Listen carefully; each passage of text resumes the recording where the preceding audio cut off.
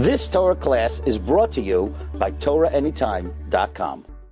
So legend has it that over here is buried not Avraham, Sarah, Yitzchak, Rivka, Yaakov, Leah, but here is buried the head of Eisav.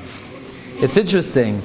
Not only is the head of Eisav buried here in the Meoras Hamachpeila, but Avram Avinu, when he bought Meoras Hamachpeila, 7 times we have an expression of Kvar es Meisecha, Kvar es Meisecha, Kvar es Meisecha. Actually, 6 times it says Kvar es Meisecha, and a 7th time it says Ve'es Meischa Kvar.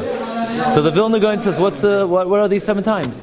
So the Gemara says like this: Tzadikim b'misasam nikram chayim. The dead are the righteous. When they're dead, they're considered alive. So the Gemara asks, so do they ever die? The Gemara says, Sha'achas koidem hatchia. 1 moment before resurrection.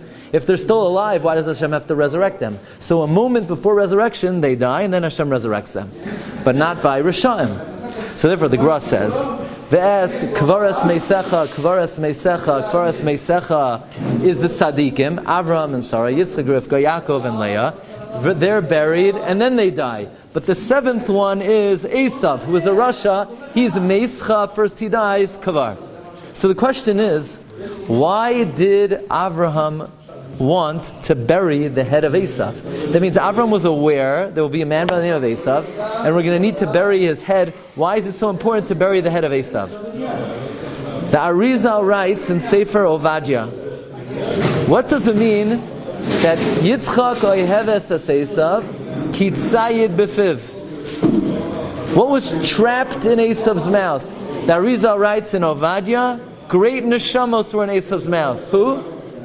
Rabbi Akiva, Shmaya v'Avtalyon, Rabbi Meir, their neshamos were in the mouth of Eisav. Says the Ari, that's the side of why the head of Eisav is buried in Meoras Hamachpeila, because in his head are all these great souls. So now we know why Avraham was mispalel and said Meischa Kavar, because in the head of Eisav was the great Tana Rabbi Meir. So we didn't have a chance yesterday to go to Rabbi Meir, but at least today you could visit your uncle's head, and in his head you have the great neshamas of Rabbi Meir, Shmai v'Avtalyon v'chulu. You've just experienced another Torah class brought to you by TorahAnytime.com.